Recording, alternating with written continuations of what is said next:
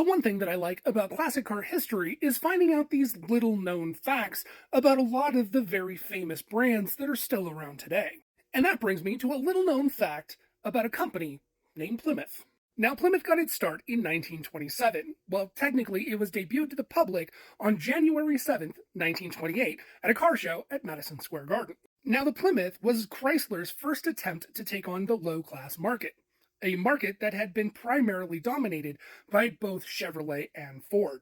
And although the Plymouths were not necessarily cheaper than the Chevys and Fords, they did offer a lot more options standard that Chevy and Ford just didn't offer, one of which was hydraulic brakes. For those that don't know, the other manufacturers were still using linkages to operate their braking systems. Ford, in which used a linkage system up through the late 1930s and only converted over to a hydraulic brake system in 1939.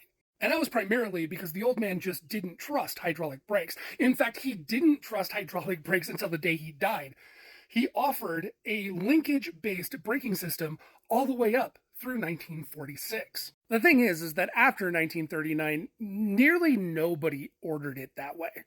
Only a handful of people that just were really distrusting about a hydraulic based brake system. You know, old people. Where the hell was I?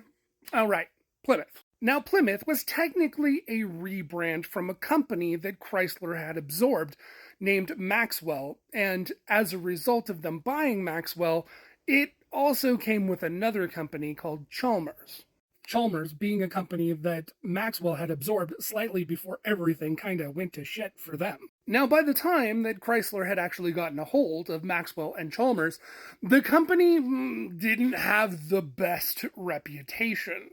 So it was clear that Chrysler would have to rebrand the company. And from the very beginning, Plymouth was seen with a logo featuring the Mayflower. You know, that big ass ship that hit a convenient rock in Plymouth. The thing is, that's not why they named the company Plymouth. And yes, there's some that will argue that the entire reason that Plymouth was called Plymouth was because they were in Plymouth, Michigan. I mean, shit, that makes sense, right?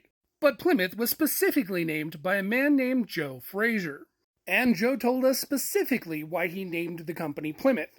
He was trying to grab some brand recognition off of another company called the Plymouth Cordage Company, a rather popular twine company in the area that was incredibly popular with farmers. You know, the type of people that would be looking for an economy class car.